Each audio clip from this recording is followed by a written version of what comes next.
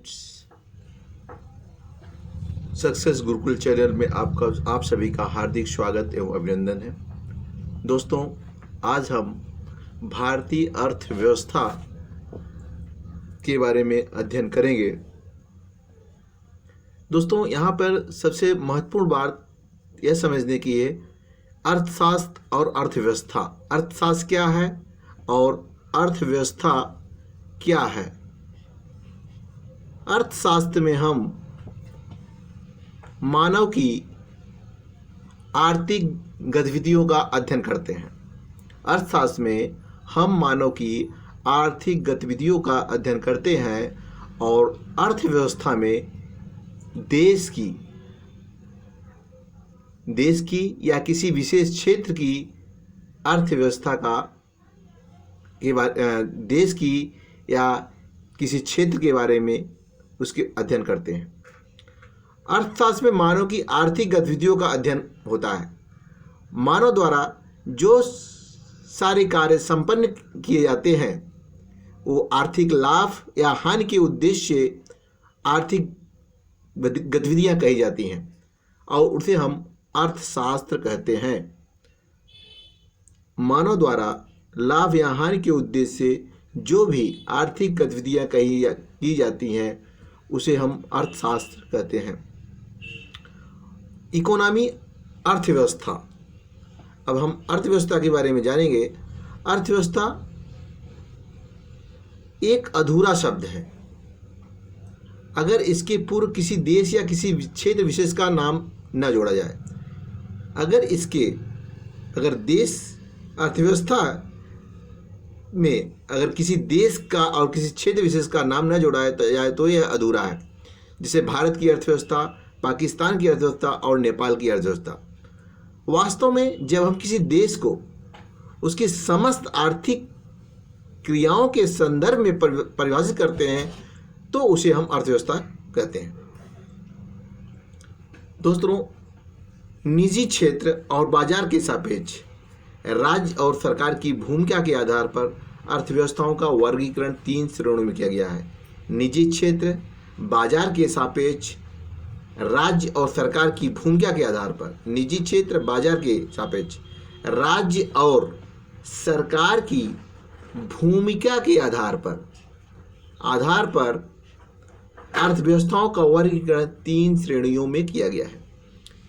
पहला है आपका पूंजीवादी अर्थव्यवस्था। पूंजीवादी अर्थव्यवस्था।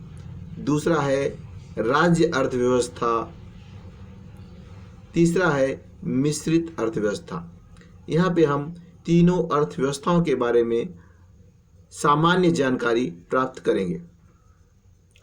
पूंजीवादी अर्थव्यवस्था उस अर्थव्यवस्था को कहते हैं जिसमें इस अर्थव्यवस्था में क्या उत्पादन करना है,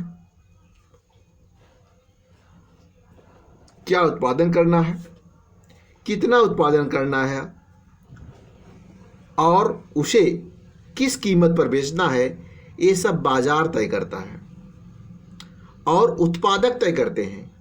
इस पूंजीवादी अर्थव्यवस्था में सरकार की कोई आर्थिक भूमिका नहीं होती है। पूंजीवादी अर्थव्यवस्था वह अर्थव्यवस्था है कि इसमें क्या उत्पादन करना है, कितना करना है, किस कीमत पर करना है, यह सब बाजार मांग और पूर्ति के हिसाब से तय होता है और इसमें प्रोड्यूसर यह तय करते हैं। और इस अर्थव्यवस्था में सरकार की कोई आर्थिक भूमिका नहीं होती है।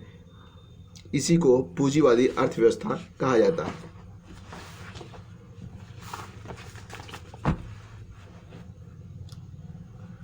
सत्रह सौ छिहत्तर में प्रकाशित पुस्तक एडम स्मिथ की किताब 1776 में प्रकाशित एडम स्मिथ की किताब का नाम द वेल्थ ऑफ नेशन को पूंजीवादी अर्थव्यवस्था का उद्गम स्रोत माना जाता है।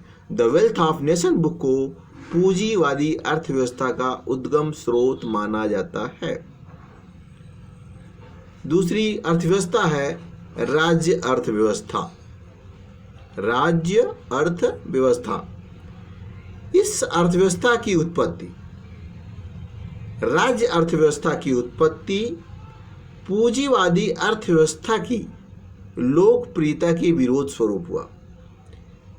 सर्वप्रथम पूंजीवादी अर्थव्यवस्था आई और पूंजीवादी अर्थव्यवस्था के विरोध में राज्य अर्थव्यवस्था का जन्म हुआ।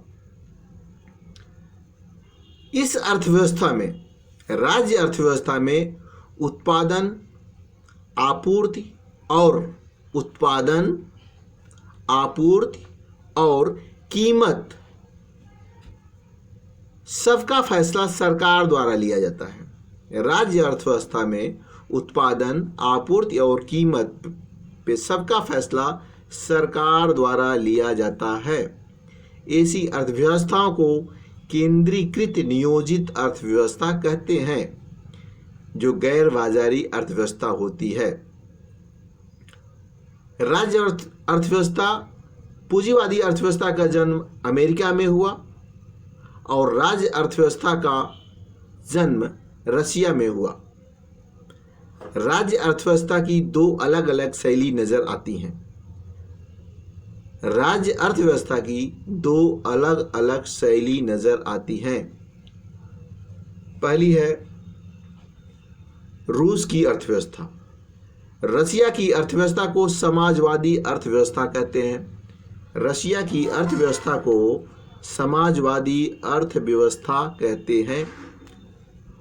1985 से पहले चीन की अर्थव्यवस्था को साम्यवादी अर्थव्यवस्था कहते हैं। 1985 से पहले चीन की अर्थव्यवस्था को साम्यवादी अर्थव्यवस्था कहते हैं। समाजवादी अर्थव्यवस्था में उत्पादन के साधनों पर सामूहिक नियंत्रण की बात शामिल थी। यानी जो रसिया में समाजवादी अर्थव्यवस्था थी, वहाँ पे उत्पादन के साधनों पर सामूहिक नियंत्रण की बात शामिल थी और अर्थव्यवस्था को चलाने में सरकार की बड़ी भूमिका थी।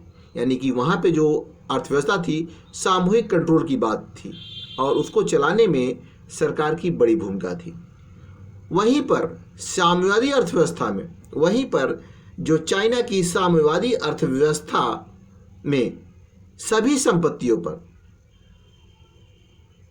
सरकार का नियंत्रण था और श्रम संसाधन भी सरकार के अधीन थे। साम्यवादी अर्थव्यवस्था में सभी संपत्तियों पर सरकार का नियंत्रण था और समाजवादी में सामूहिक नियंत्रण की बात थी। और साम्यवादी अर्थव्यवस्था में श्रम के जो संसाधन यानी लेबर रिसोर्सेज भी जो थे, वह सरकार के अधीन थे। पहली बार राज्य अर्थव्यवस्था का सिद्धांत, पहली बार राज्य अर्थव्यवस्था का सिद्धांत जर्मन दार्शनिक कार्ल मार्क्स। राज्य अर्थव्यवस्था का सिद्धांत कहाँ से आया? यह जर्मन दार्शनिक थे कार्ल मार्क्स, जो 1818 और 1818 में जन्म हुआ और 1883 में मृत्यु हुआ, ने दिया था।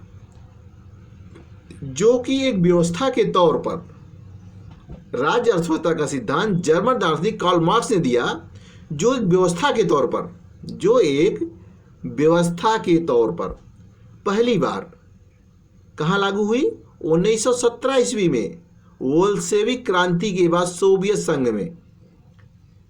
राज्य अर्थव्यवस्था का सिद्धांत 1917 में पहली बार बोल्शेविक क्रांति के बाद सोवियत संघ में नजर आई। पहली बार कहाँ नजर आई? सोवियत संघ में। और इसका आदर्श रूप, इसका मॉडिफाइड रूप चीन में 1949 में सामने आया। इसका मॉडिफाइड रूप राज्य अर्थव्यवस्था का मॉडिफाइड रूप चीन में 1949 में सामने आया। दोस्तों, अब हम बात करेंगे मिश्रित अर्थव्यवस्था के बारे में, मिक्स्ड इकोनॉमी। मिक्स्ड इकोनॉमी उस इकोनॉमी को कहते हैं जहां पर पूंजीवादी अर्थव्यवस्था के साथ साथ समाजवादी अर्थव्यवस्था भी होती है। इस अर्थव्यवस्था में कुछ लक्षण राज्य अर्थव्यवस्था के मौजूद होते हैं। इस अर्थव्यवस्था में कुछ लक्षण राज्य अर्थव्यवस्था के मौजूद होते हैं, तो कुछ लक्षण पूंजीवादी अर्थव्यवस्था के लक्षण होते हैं। इस अर्थव्यवस्था में सरकारी एवं निजी क्षेत्र का सह-अस्तित्व होता है। इस अर्थव्यवस्था में यानी कि मिश्रित अर्थव्यवस्था में सरकारी और निजी दोनों साथ साथ चलते हैं। मिश्रित अर्थव्यवस्था में सरकारी और निजी क्षेत्र का सह-अस्तित्व होता है और दोनों साथ साथ चलते हैं। उपनिवेशवाद के चंगुल से निकले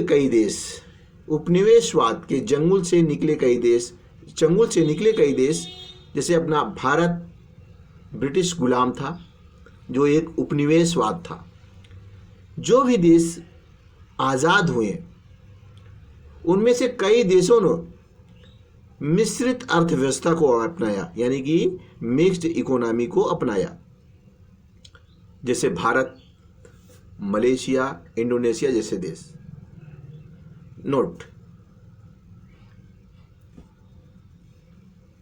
किन्स ने सुझाव दिया था कि पूंजीवादी अर्थव्यवस्था को समाजवादी अर्थव्यवस्था की ओर बढ़ना चाहिए। यानी किन्स ने यह सुझाव दिया था कि जो पूंजीवादी अर्थव्यवस्था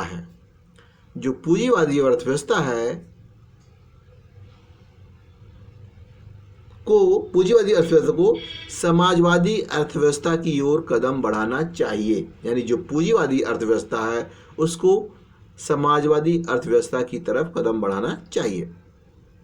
किसने दिया था? किन्स ने। अब प्रोफेसर लॉन्ज ने कहा कि जो देश समाजवादी अर्थव्यवस्था में हैं उनको पूंजीवादी अर्थव्यवस्था की ओर कुछ कदम बढ़ाने चाहिए। दोस्तों, अब हम बात करेंगे क्लोज्ड इकोनॉमी, यानी बंद अर्थव्यवस्था क्या है। क्लोज्ड इकोनॉमी वह अर्थव्यवस्था है, बंद अर्थव्यवस्था यानी क्लोज्ड इकोनॉमी वह अर्थव्यवस्था है जिसमें न तो आयात होता है और न ही निर्यात होता है। यानी कि ऐसी अर्थव्यवस्था का शेष विश्व से कोई संबंध नहीं होता है। दोस्तों, अर्थव्यवस्था के क्षेत्र के बारे में हम अगली यूनिट में डिटेल से पढ़ेंगे। आप सभी को चैनल देखने के लिए हार्दिक धन्यवाद।